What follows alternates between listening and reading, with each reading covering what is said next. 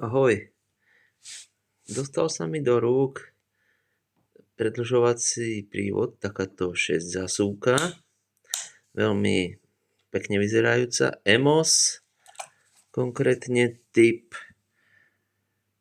S9P629AV, ktorá ale vyráža poistky.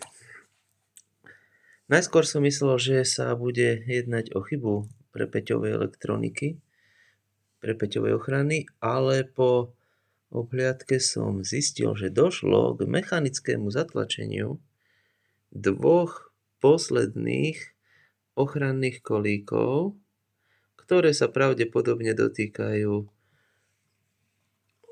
živej časti vnútri. Takže zo zvedavosti som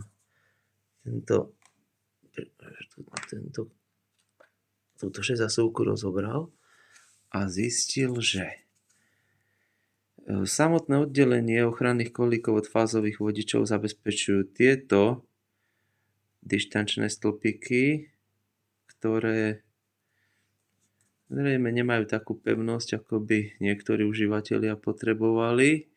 Takže došlo k nalomeniu predposledného a jeho roztvoreniu a k odlomeniu posledného kolíka. Tým pádom dôjde k zatlačeniu ochranných kolíkov až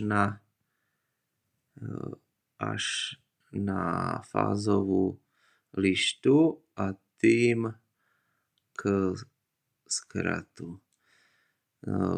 Zrejme to bude vina tá, že niekto sa pokúsil vidlicu zatlačiť opačným smerom a keď nešlo, tak použil ešte väčšiu silu. No a keďže tá mechanická pevnosť tých kolíkov nie je až taká, ako by niekto potreboval, tak došlo k tejto závade.